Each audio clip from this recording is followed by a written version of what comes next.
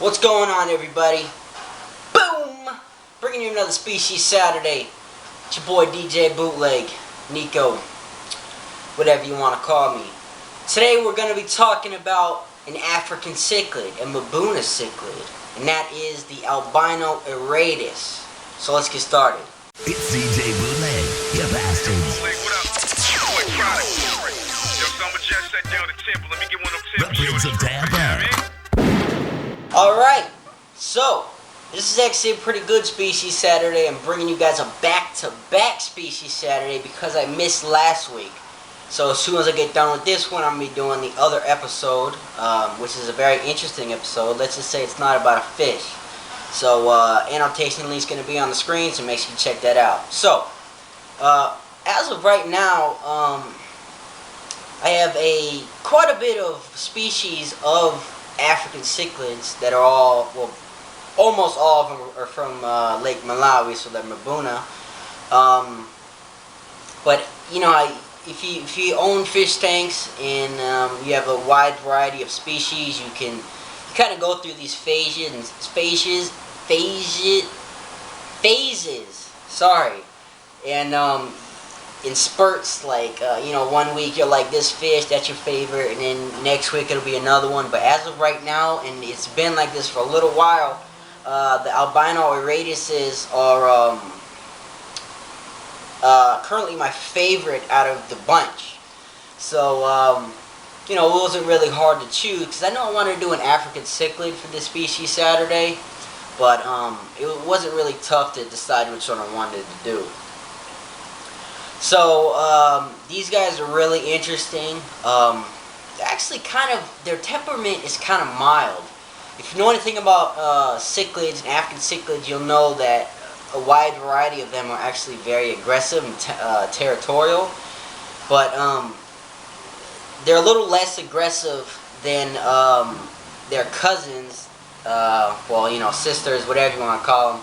The regular Auratuses, which I have one regular Auratus and two Albino Auratuses in the tank you see behind me. I'll get some close-up to that at the end of the video. But they're not as territorial. I've heard of some people throwing them in a semi-aggressive tank, almost like a community tank. I wouldn't really recommend that because, you know, all fish are different, individual, just like dogs almost. They get up to about 6 inches, so they're decently sized fish. I'll get into the tank requirements and how they are in the tank after I get done with the basic information. They're from Lake Malawi. Mbuna means rockfish from the people that are from the island people where they're from. So a lot of rock work in the tank is highly recommended. They're not gonna non-survive. They're not gonna die if you don't have a lot of rocks in there. But it's really recommended. And as you see behind me, I have numerous amounts of rocks. What I do with the rocks is I make caves because they like a lot of hiding spots, just as all African cichlids do. But they're the regular Auratuses are they have like yellow, white, and black. Well, they have a black stripe, and then they're, you know, kind of whitish, yellowish. These guys are actually their body's white, but they have a couple of yellow striping, so they look really cool. And the thing you'll notice with them is, like, I don't know how to explain it. Kind of sounds stupid, but like their mouth is a little bit different than regular African cichlids. I know that sounds kind of weird, but like, I don't know, just like their face it just looks really cool. That's why I like them so much. Well, before I get into the tank and how they are in the tank, only downfall with these guys is you have to venom to sex them, meaning you have to take them out of the tank and look at their rub by their anal fin and see if they're male or female. Now, a lot of African cichlids, you can obviously you have to fully vent them, but as they mature, you can actually notice in their anal fin they have They have more. For a male, they have a lot of dots in the anal fin, and for the males, they have very minimum.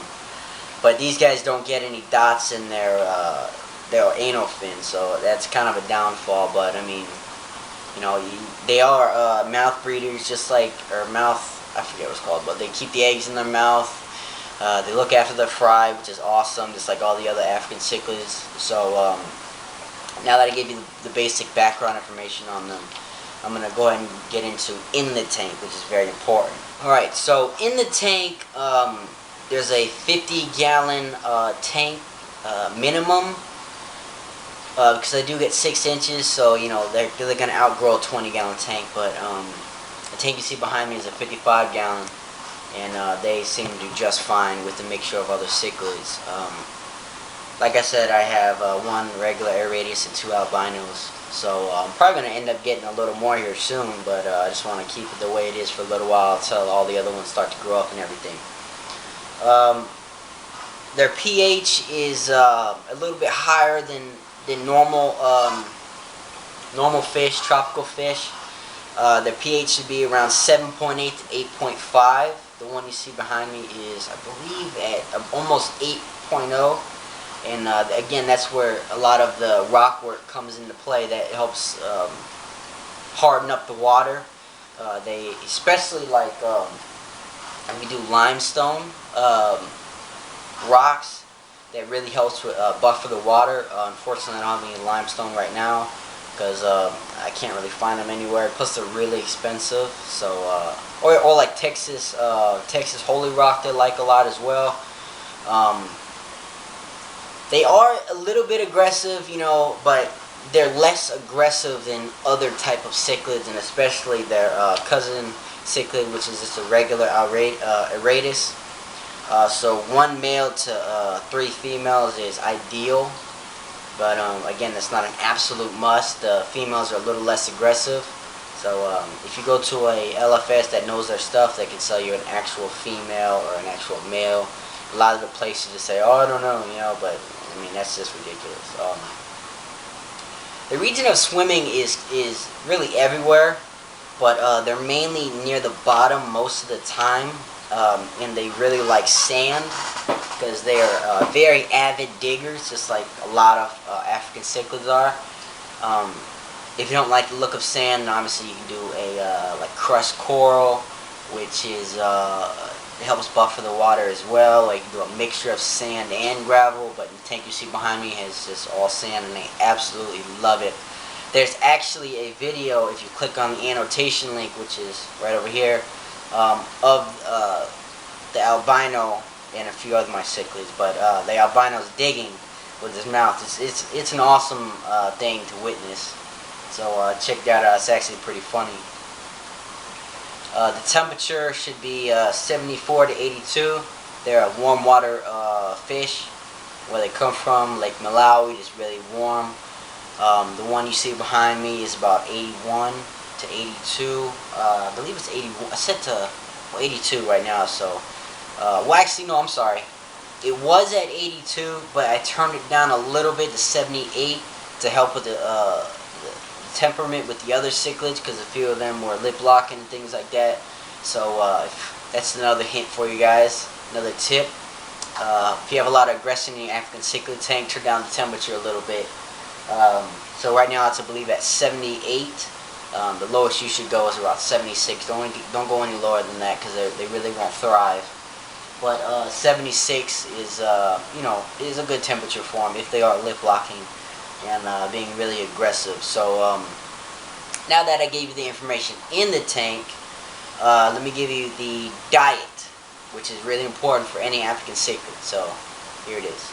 Alright, so their diet is you know, very important, because they're very sensitive to too much protein and too much fat. So you gotta kind of stay away from that, because they will get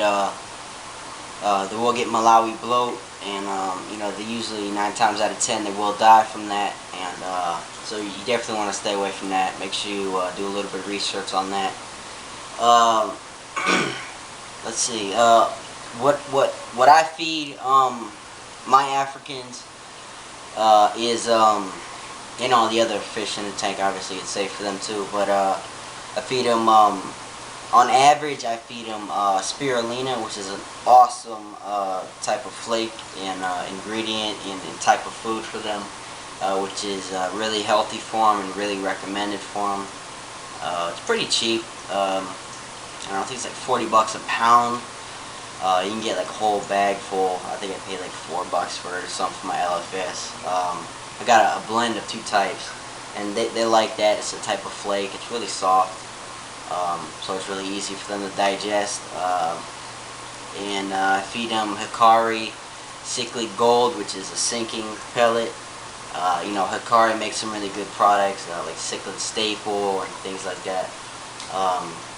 Also, I feed them I feed mine 4 times a week with beef heart, which is really good for them, and it really helps with growth and stuff. It kind of produces them to grow more in a healthy way, and it has good ingredients for them, which is safe for not only African cichlids, but it's really good for all fish, especially the meat eaters, omnivores and stuff like that. But it's like $5 for a pack, and it's pretty cheap, but you don't get too much. I go through a big pack in maybe 2.5 weeks, somewhere around there. It's frozen, so it'll be in your frozen section at your LFS or whatever. So, you can also feed them like ghost shrimp or brine shrimp and stuff like that. Just stay away from like the bloodworms, thing like that, because it's really high in protein. That's about it. Just stay away from the protein, high protein. Also, you can feed them algae wafers, sinking algae wafers, which is good because they are rockfish. So they, in their natural habitat, they graze algae off of the rocks and stuff. So they really enjoy that. I throw in a few of those every once in a while. But that's about it, guys. Hope you guys enjoyed the Species Saturday. Make sure you check the one out I'm about to do in a minute here. It's a really interesting one, so annotation links can be on the screen. So other than that, guys, God bless, peace out. 6, right? 1, 2, 3, 4, 5, 6. Yeah, 6 Grommies in here. 2 Paradise.